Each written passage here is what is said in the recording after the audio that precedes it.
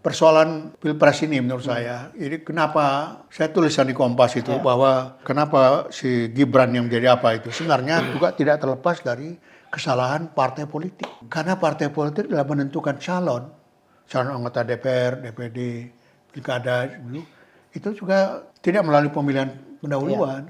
Coba HMI ini kan juga begitu. Ya, masa orientasi. Kan mahasiswa, orientasi, kemudian kaderisasi dasar, menengah, itu kan semua melakukan itu. Masa partai yang diberi kekuasaan oleh negara itu mengikuti pemilu. 2 hari doang ya langsung. Partai politik itu saya minta supaya introspeksi diri. Ngapain sih kita membentuk partai politik? Kenapa partai tidak menjalankan fungsi representatif politik? Karena partai politik lebih berperan sebagai penguasa. Membuat undang-undang bahkan ikut dalam pemerintah daripada sebagai jembatan antara partai dengan antara masyarakat dengan negara. Sekarang partai itu udah nggak peduli sebagai jembatan, lebih sebagai penguasa itu. Anggota DPR bertanya dalam rangka pengawasan terhadap pelaksanaan undang-undang. Di DPR kan tidak. Semua anggota DPR bertanya atau kadang ada yang belain juga, pertanyaan saling ribut ya, Prof. Waktunya habis, tinggal 10 menit. Ya, mohon izin terus, Prof. Jawabannya tertulis.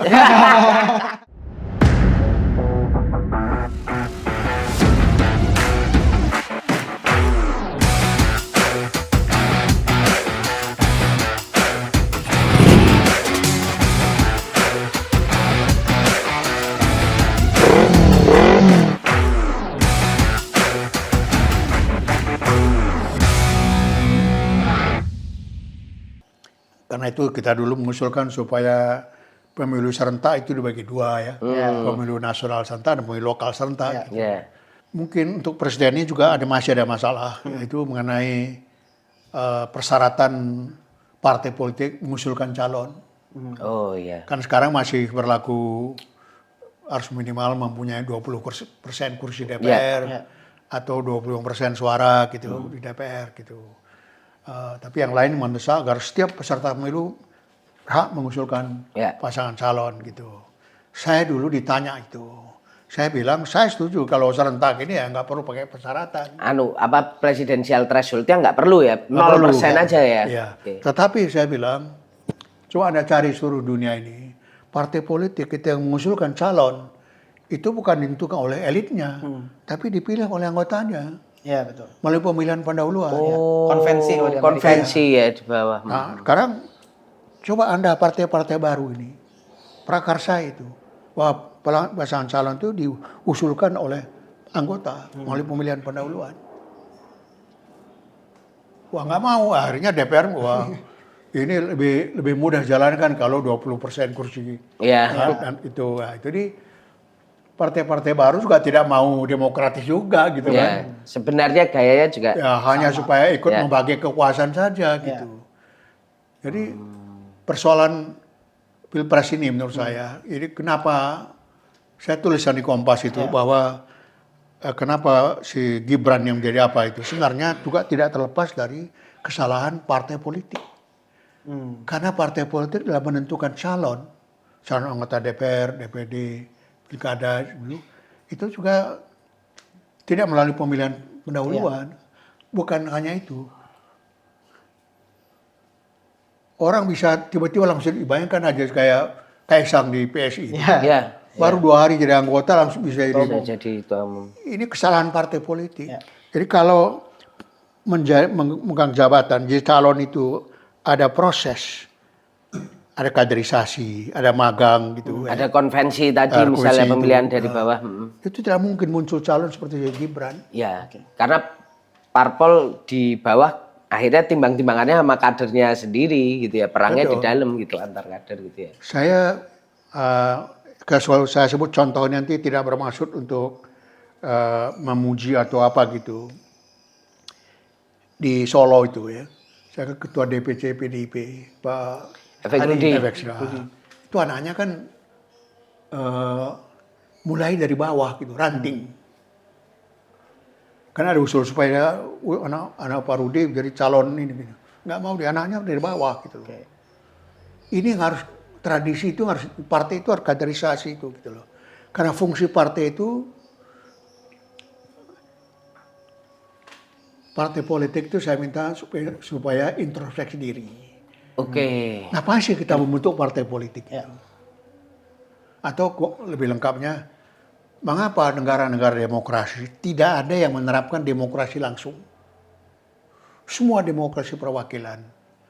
Ada, Amerika juga ada demokrasi langsung, tapi tidak menggantikan demokrasi perwakilan gitu. Nah, di Amerika kan ada namanya petisi itu ya, jadi setuju atau tidak setuju gitu.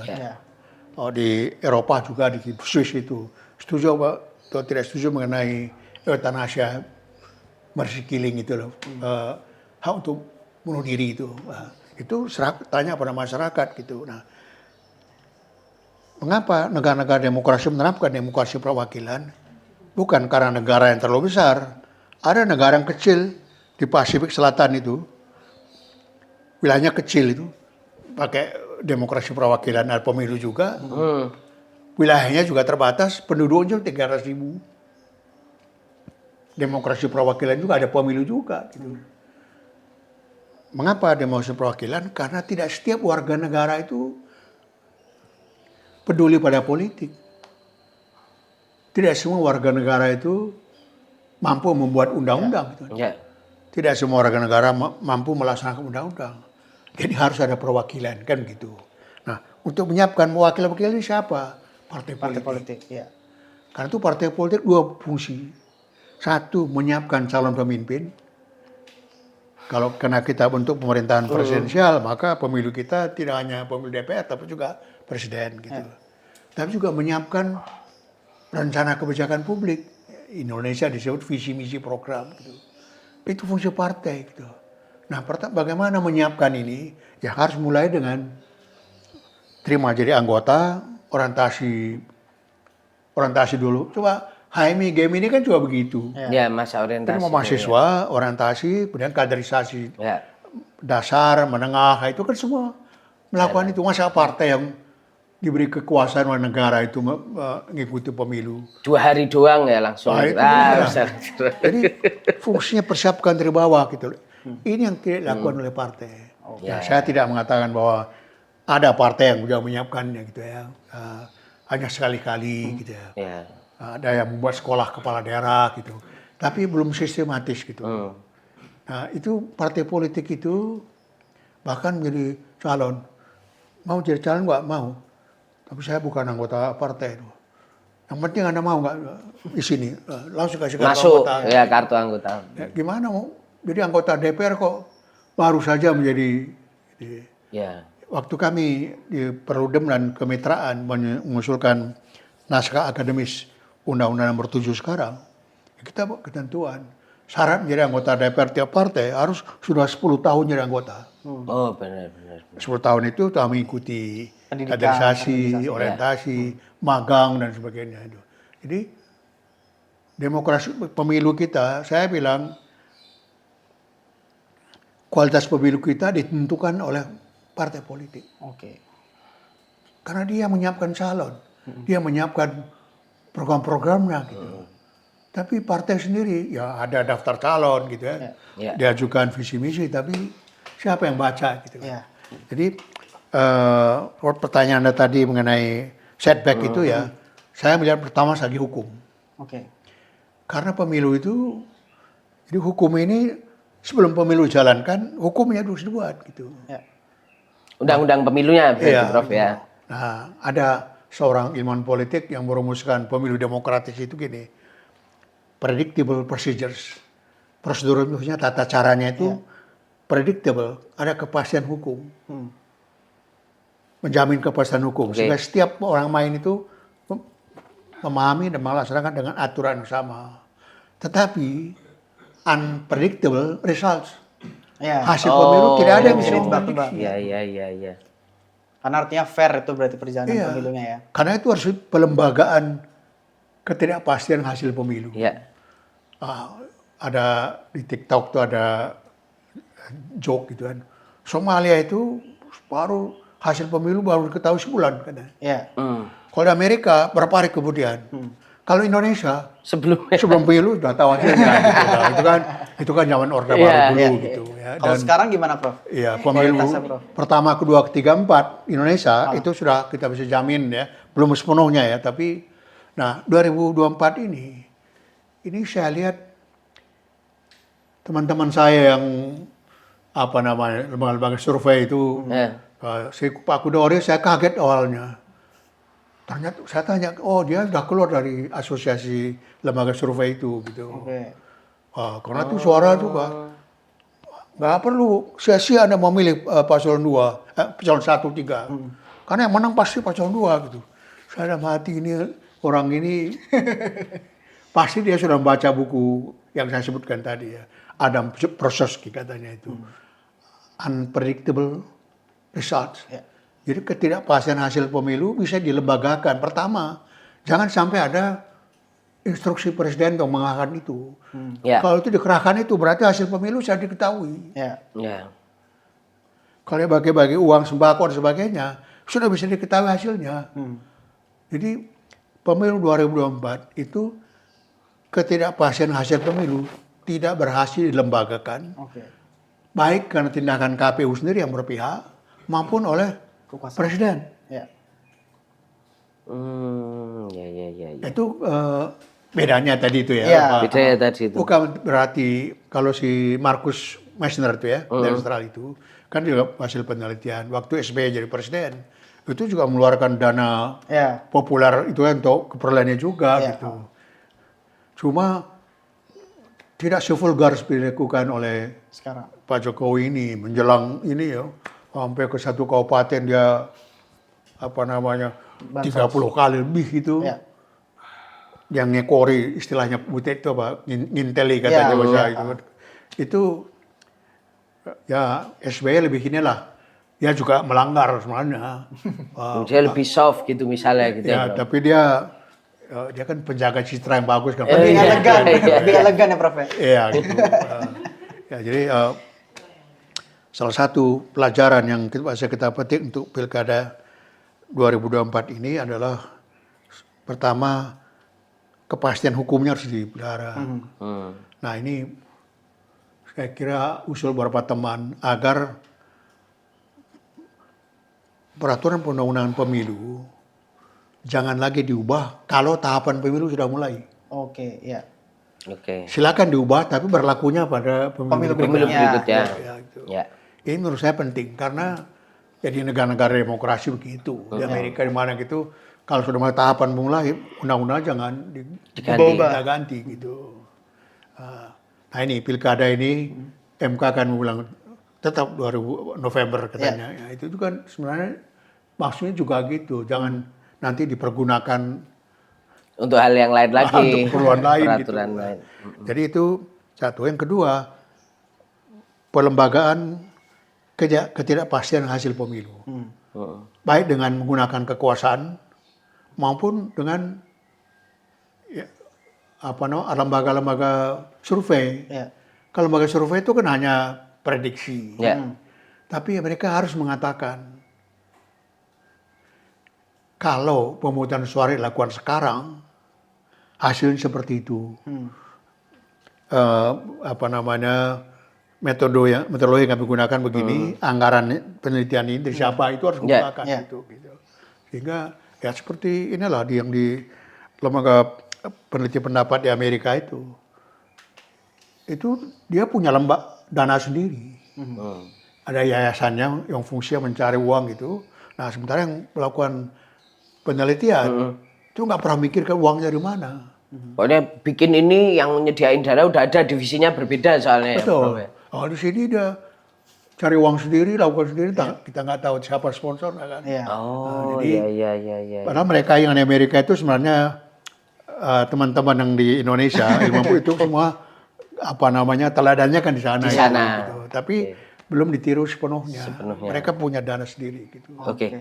Nah, Prof, kita masuk ke sini, Prof. Ini kan setelah putusan MK kita tahu kalau koalisinya Prabowo Gibran ini kan cukup besar ini, Prof. Itu di situ ada Golkar, ada Gerindra, ada PAN, ada Demokrat. Paling enggak 4 parpol ini yang di parlemen. Kemudian sekarang juga Gerindra mengakui kalau sedang melakukan komunikasi untuk memperbesar koalisinya. Paling enggak kan kita udah tahu kalau mereka sempat ke Nasdem, kemudian sempat lempar-lemparan pantun juga ini saling membuka pintu dengan PDIP, PKB juga memberikan sinyal yang positif. Hanya kan paling enggak PKS nih yang kayaknya belum ngasih ya sinyal lemparan positif lah ke sana. Kalau kita melihat peta ini Prof hari ini, kalau menurut Prof Ramlan sendiri, ke depan apakah mungkin langkah yang diambil oleh Pak Prabowo untuk mengambil atau mendekati parpol di luar koalisinya itu untuk masuk itu bisa terwujud, atau tebakan Prof nanti oposisinya cukup kuat malahan ke depan? Siapa aja yang kira-kira jadi oposisi, Prof? Ya, yang pasti 4 itu kan. Ya. Apa namanya? Gerindra, Golkar, PAN dan Demokrat. Demokrat itu 4 itu. Tapi kemudian yang tidak punya kursi DPR kan PBB itu tidak masuk ya. Nah, tapi yang punya kursi ini kan di Nasdem jelas Prabowo Surya Paloh sudah mengakui masalah itu segera dia akan masuk ya. Kemudian PKB itu juga, jadi kemungkinan 6. Kemungkinan 6 ya, Prof. 6 itu ya. Tinggal kemungkinan kan partai hanya 8 tuh di DPR. Ya. PKS dan PDIP. Sekarang PDIP udah dapat dipastikan tidak akan masuk kabinet. Kenapa Prof PDIP mungkin nggak masuk? Kalau Prof melihat ya? Ya karena ini bukan soal program. Kalau soal program kan Pak Ganjar maupun Pak Prabowo kan sama. Ya hampir-hampir ada gitu ya. Kan, ya. Tapi mereka tidak akan masuk dalam, pertama mereka punya tradisi. Jadi oposisi suatu yang biasa bagi PDIP. Dan dari dalam ya, dari waktu saya dengar memang mereka akan lebih efektif kalau berada dalam posisi oposisi. Mereka menilai begitu. Ya. Nah, masuk ke dalam ini soal masuk ya kan Gibran sebagai wakil presiden masuk itu ini suatu yang menurut PDIP itu tidak pantas ya mereka masuki gitu ya. Mereka menolak. Bahkan sebenarnya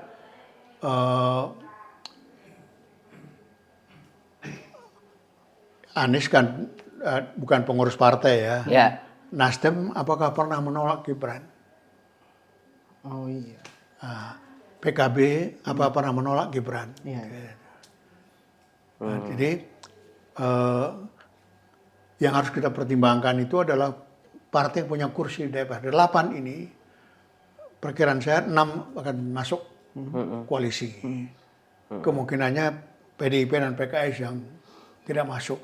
Walaupun PKS punya sejarah kerjasama yang oke dengan Gerindra, dengan Pak Prabowo ya Prof, tetap itu mungkin nggak akan masuk. Apa halangannya Prof kalau Prof melihat PKS? Sangat mungkin. Jadi lebih mungkin PKS masuk itu daripada PDIP. Berarti bisa jadi Nasdem, PKB, PKS masuk semua itu bisa jadi. Itu, ya. 7 lawan 1 kan. Dan artinya dengan apabila skenario itu terjadi, ya kita tidak bisa mengharapkan yang positif gitu ke depan. Artinya yang terjadi saat ini kembali terulang lagi ya, di mana parlemen akhirnya menjadi alatnya pemerintah aja gitu. Terjadi koalisi raksasa tadi itu. Tapi kalau melihat bahwa perolehan kursi PDIP tetap nomor 1 di periode berikutnya Prof. Ketika misalnya kita lihat 7 berarti ya Prof, 7 lawan 1 misalnya PDIP. Cukup kuatkah PDIP sebagai oposisi nanti untuk melawan 7 parpol yang lain di DPR nantinya? DPR, dan bisakah dia juga membangunkan fungsi tadi yang Prof bilang jangan terus jadi tertidur jadi sampel pemerintah saja. Ya kalau dari segi suara jelas PDIP kan yang 110 ya. Iya, kurang lebih. Dari 580 jadi 470. Ya. Kurang lebih sama dengan koalisi yang sekarang. Iya. Dulu 471, sekarang 470 ya. Nah, pertama PDIP sudah pengalaman berapa kali jadi posisi ya. Mungkin bersuara ya. Tapi pada akhirnya kan sangat tergantung pada proses pembuatan keputusan di DPR. Apakah deliberasi sekarang ilmuwan politik pun menggunakan istilah deliberasi daripada musyawarah. Padahal deliberasi itu artinya musyawarah sebenarnya. Sama aja ya, Iya. Prof. Ya. Tapi sekarang pengambilan keputusan di DPR kan ya, praktis nggak ada musyawarah atau deliberasi itu.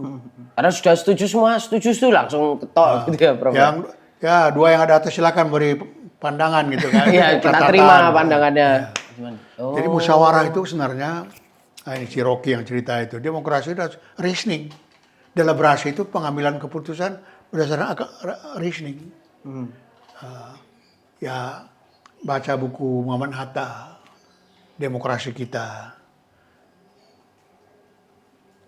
Dia bilang suara terbanyak itu tidak selalu benar.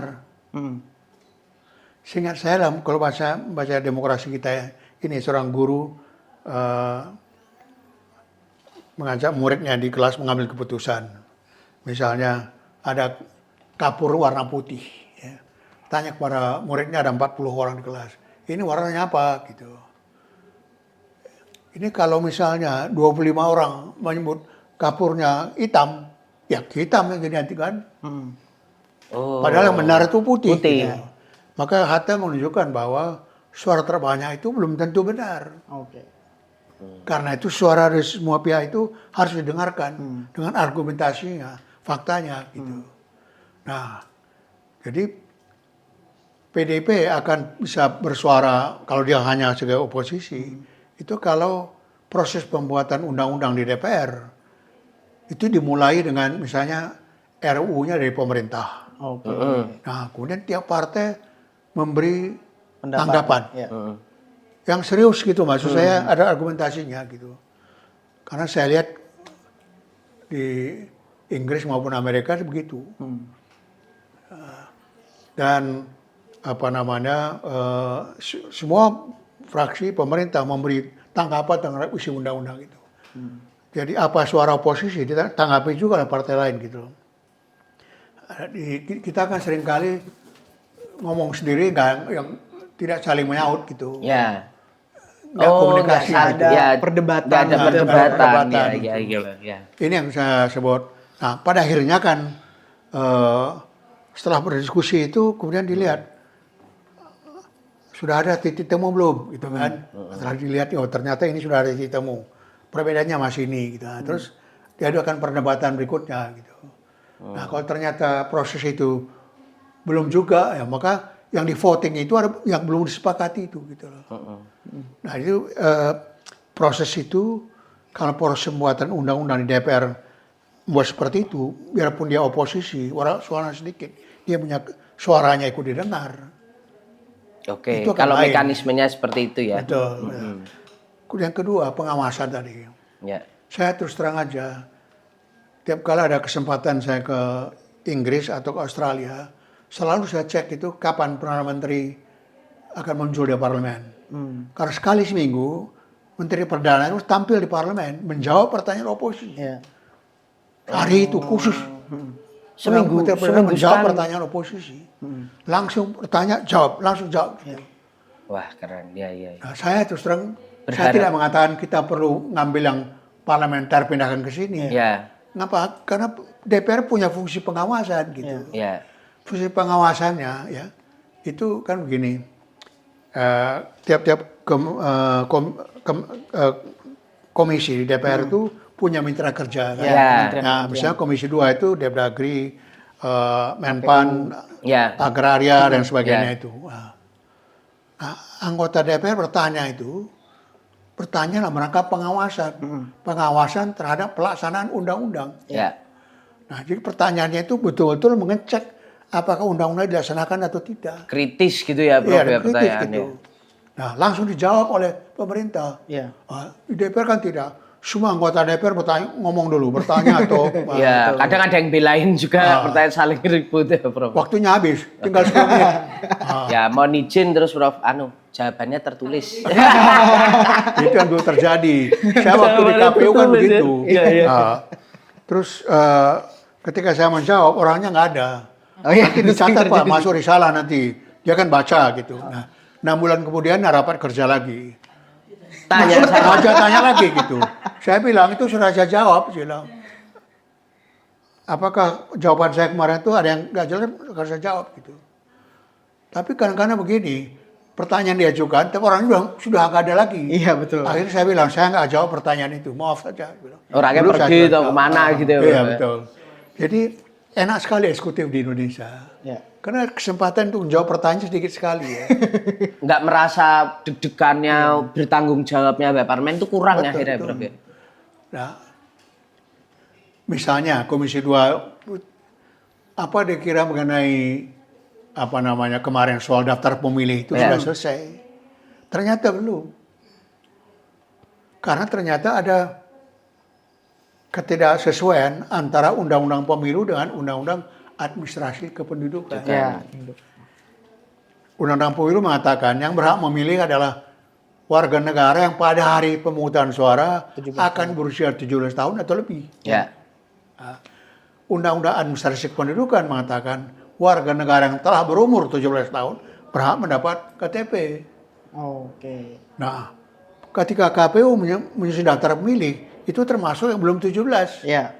Nanti baru berumur 17 pada hari pemungutan suara. Ya. Sehingga dia belum punya KTP. Nggak bisa milih dong. Ya.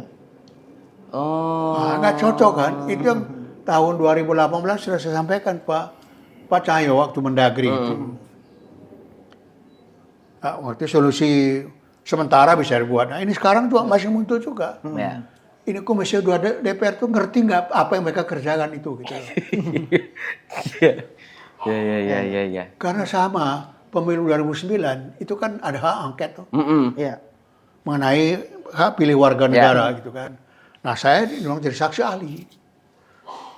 Saya ditanya, sumpah nih, kenapa daftar pemilih ini menurut Prof. kenapa begini? Saya bilang itu kesalahan Bapak Ibu, saya bilang. Kesalahan Bapak Ibu anggota DPR dan pemerintah. Loh kenapa Pak? Pemilu 2009, Undang-Undang nomor 10 tahun 2008, Bapak sebut, setiap pemilih harus punya NIK, nomor induk kependudukan. Itu tahun 2009. Padahal untuk 2020 saja belum semua warga negara punya NIK. Gitu. Ya. Jadi kenapa yang terdaftar itu mungkin hanya 80%? Karena nggak punya NIK. Kenapa harus punya NIK? Karena Bapak Ibu mengharuskan, saya bilang. Dulu KPU mau dipecat dulu waktu itu. Tapi gara-gara saya bilang kesalahan Bapak Ibu sendiri, saya bilang nggak jadi anggota KPU dipecat itu. Gitu. Itu maksud saya anggota DPR itu mengawasi pelaksanaan undang-undang bidang tugasnya. Ya. Misalnya ini mengenai sertifikat hamil ini tanah itu. DPR mana ngomong itu diserahkan Jokowi, ternyata palsu semua ada yang di Bogor itu. Nggak ada anggota DPR yang bicara gitu loh. Ya. Yang bicara itu malah organisasi masyarakat sipil. Alasan-alasan ya. Ya. Jadi maksud saya fungsi representasi politik tidak lagi dijalankan oleh partai politik di DPR, tapi oleh Anda media maupun organisasi masyarakat sipil. Oke. Itu berat juga itu, Bro. Kenapa partai tidak menjalankan fungsi representasi politik? Karena partai politik lebih berperan sebagai penguasa, Ya. Ya. membuat undang-undang bahkan ikut dalam pemerintah Ya. daripada sebagai jembatan antara partai dengan antara masyarakat dengan negara. Ya. Sekarang partai itu udah nggak peduli sebagai jembatan, lebih sebagai penguasa itu. Oh, ya. Jadi sebagai jembatan antara masyarakat dengan pemerintahnya ini udah nggak jalan, fungsi partai di sini udah nggak jalan, Prof, melihatnya. Iya betul, itu juga maka fungsi pengawasan nggak jalan karena dia sebagai jembatan nggak jalan, dia nggak tahu apa yang berkembang dalam masyarakat. Gitu. Ya, nggak mau mendengarkan juga mungkin ya, Prof ya. Padahal tiap setahun 4 kali itu Ya. dan aspirasinya itu. Dan aspirasi. Kalau Reses. menurut siapa penyanyi menghitung hari itu? Begitu. Oh, satu ada aspirasi 450 juta 4 kali setahun. Ya, yang dia bongkar. Kunjungan dapil Iya. 8 kali setahun. Sekali kunjungan dapil 180 juta. Dananya kurang-kurang, tapi aspirasi rakyat itu nggak pernah. Nggak nyampe ke atas ya.